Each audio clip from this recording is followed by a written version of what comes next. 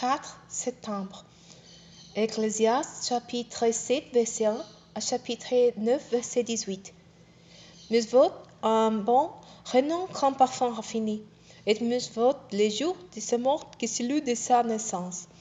Mieux vaut se rendre dans une maison de lieu que dans celle où l'on festoyait, car celle la nuit rappelle qu'il est la fin de tout homme, et il est bon d'y réfléchir pendant qu'on est en vie. Mieux vaut la tristesse que le rire, car avec un visage triste, on peut voir le cœur content. L'attention du sage se porte vers la maison de lait, celle de l'insensé vers la maison où l'on se livre la joie.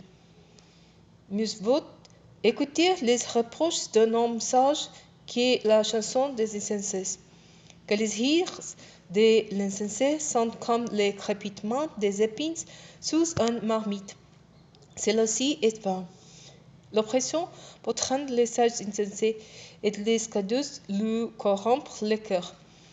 Mieux vaut l'aboutissement d'un fer qui sont debout. Mieux vaut un esprit patient qu'un esprit orgueilleux. Ne t'irrite pas trop vite, car c'est dans le cœur des insensés que la colère a domicile.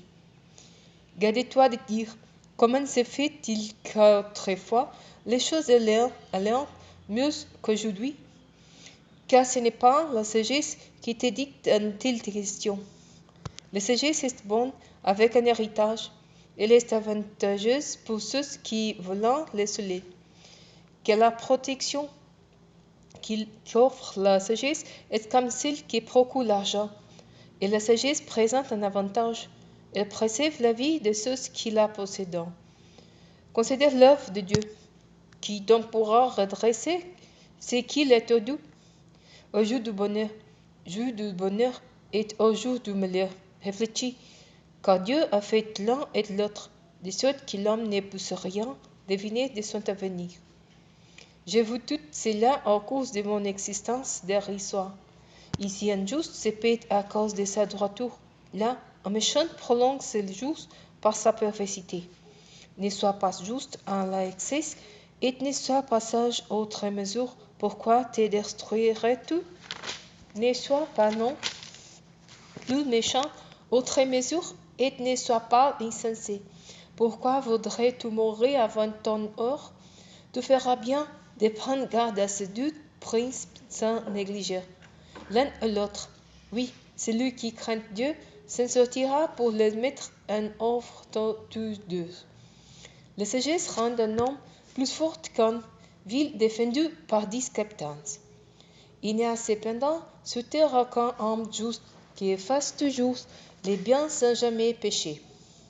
Ne prête pas attention à toutes ces conduites, et si ton serviteur te dénigre, n'écoute pas, car tu sais bien qu'à plusieurs reprises, il t'est arrivé à toi aussi de dénigrer autrui. Tout cela, j'ai essayé de le comprendre par la sagesse, en me disant, je vous acquérir la sagesse, mais elle est restée loin de moi. La compréhension des choses est hors de ma portée. Elle est beaucoup trop profonde pour qu'on puisse l'atteindre. Mais je me suis appliqué avec toutes mes facultés à apprendre, à explorer et à rechercher la sagesse et la raison, et à discerner que la méchanceté est insensée et que la folie est déraisonnable. Je trouve qu'une femme est plus amère que la mort lorsqu'elle est en piège, son cœur enfilé et s'abrace des chaînes. Celui qui se comporte bien aux yeux de Dieu lui échappera, mais le pécheur s'y fera prendre. Considère, dit le maître, à quelle conclusion je suis parvenu en examinant les choses une à une. Pour en faire l'analyse, je cherche encore et je n'ai pas trouvé. Sur 1000 hommes, j'en ai trouvé un, mais parmi toutes les femmes, je n'en ai pas trouvé un seul. Voilà la seule chose que j'ai trouvée. Dieu fait l'homme droit, mais les humains sont allés chercher beaucoup de combines. Qui est comparable au sage qui sait analyser les choses? La sagesse d'un homme illumine son visage et fait disparaître la sévérité de ses traits. Voici mon conseil. Obéis aux ordres du roi à cause du serment prêt devant Dieu. N'étais pas de lui donner ton congé. Ne passe pas dans une mauvaise situation, car le roi fait tout ce qui lui plaît. En effet, sa parole est souveraine. Qui oserait lui dire: pourquoi fais-tu cela? Celui qui s'en tient à ses ordres ne se mettra pas dans une mauvaise situation, et le sage saura discerner en lui-même les moments opportuns et la juste manière de procéder. Pour tout faire, en effet, il y a un temps opportun et une juste manière de procéder. Mais il y a un grand malheur pour l'homme, c'est que personne ne sait ce qui arrivera, et personne ne peut dire comment les choses se passeront.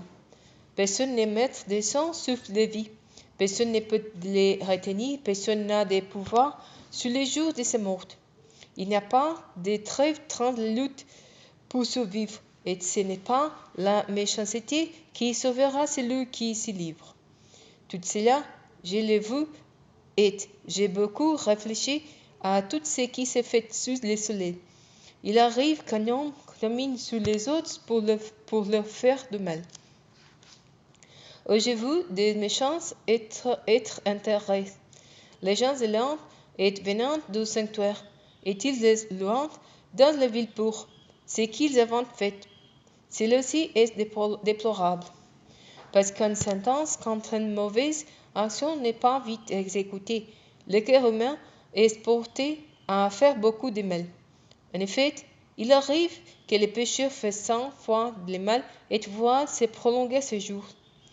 Mais je sais aussi que le bonheur est pour ceux qui craignent Dieu, du fait même qu'ils ont cette crainte à son égard, mais qui n'aura pas de bonheur pour les méchants et que, semblable à l'ombre, il ne verra pas ses jours se prolonger, parce qu'il ne craint pas Dieu. Il y a une autre chose déplorable qui se passe sur la terre. C'est juste subsistant les sortes qui méritent les agissements des méchants, et certains méchants ont les sortes qui méritent les œuvres des justes. Je me suis dit que c'est encore là bien déplorable. Alors j'ai fait l'éloge de la joie. En effet, il n'y a rien de bon pour l'homme sur le soleil, sinon manger, boire et se réjouir.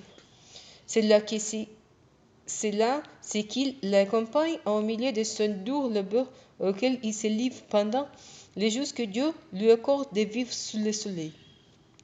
Lorsque je me suis appliqué à connaître la sagesse et à considérer les occupations auxquelles l'homme se livre sur la terre, en se refusant les 100 000 nuits et jours, j'ai vu toute l'œuvre de Dieu. L'homme ne peut comprendre l'œuvre qui s'est faite sur le soleil. Il y a beau se donner de la peine pour comprendre, il n'y parviendra pas. Et même si les sages prétendent savoir, en réalité, il ne peut pas comprendre. Oui, j'ai beaucoup réfléchi à tout cela, et tout ce que j'ai compris, c'est que les justes, les sages et tous leurs travaux sont dans la main de Dieu. L'homme ne sait pas s'il rencontrera l'amour ou la haine. Il peut tout envisager. Tout est pareil pour tous, en même sorte entre les justes et les méchants. Celui qui est bon est pur, et celui qui est impur. Celui qui offre des sacrifices et celui qui n'en offre pas. Les bons comme les pécheurs, et celui qui prête sa main comme celui qui n'ose pas le faire. Parmi tout ce qui se passe sous le soleil, voilà bien un mal. C'est que tous les hommes connaissent une sorte identique. Car à cause de cela, le cœur des humains est rempli de méchanceté et la déraison habite le cœur tout au long de leur vie. C'est qu'après cela, on va rejoindre les morts. Alors que doit-on choisir? Pour tous les vivants, il y a de l'espoir. Un chien vient vivant vaut mieux qu'un lion mort. En effet, les vivants savent qu'ils mourront, mais les morts ne savent rien de tout. Ils n'ont plus rien à gagner. Ils sombrent dans l'oubli. Les amours, les haines, leurs désirs se sont déjà évenus. Ils n'auront plus jamais parté tout ce qui s'est fait sous le soleil. Va, mange ton pain dans la joie et bois ton vin d'un cœur content, car Dieu a déjà créé tes œuvres. Quand tu tempes, tes vêtements sont blancs et que les parfums ne manquent pas sur ta tête.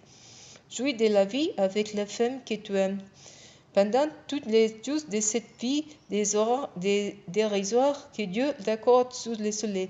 Oui, pendant tous les jours de ton existence dérisoire, car c'est la part qui te revient dans la vie au milieu de tous les labeurs pour lesquels tu t'es donné de la peine sous le soleil.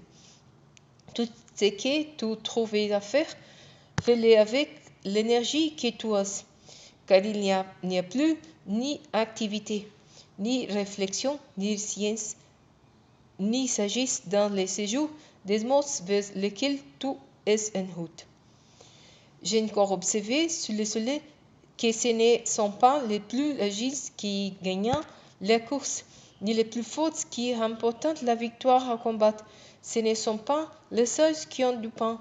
Et la richesse n'appartient pas aux hommes intelligents, et les faveurs ne récompensent pas les plus savants, car les contretemps et les coupes d'ours imprévues éteignent chacun. En effet, l'homme ne sait pas ce qu'il attend. Il est pareil aux poissons qui sont pris dans des filets pour leur malheur. Il ressemble aux œufs pris au piège. Les humains sont surpris par les malheurs qui font sur eux à l'improviste. À l'égard de la sagesse, j'ai encore observé sur le soleil quelque chose qui me paraît frappant. Il y avait une petite ville n'ayant que peu d'habitants. Un roi puissant marcha contre elle. Le sergent tressa contre elle des travaux de siège considérables. Dans la ville se trouvait un homme pauvre mais sage qui aurait pu sauver la ville grâce à sa sagesse. Mais personne ne pensa à cet homme pauvre. Alors je me suis dit, la sagesse vaut mieux que la force, mais la sagesse des pauvres est méprisée et ses paroles ne sont pas écoutées. La voix du sage qui s'exprime dans les camps est plus écoutée que les cris d'un chef parmi des insensés. La sagesse vaut mieux qu'un équipement militaire, mais un seul pécheur peut anéantir beaucoup de biens.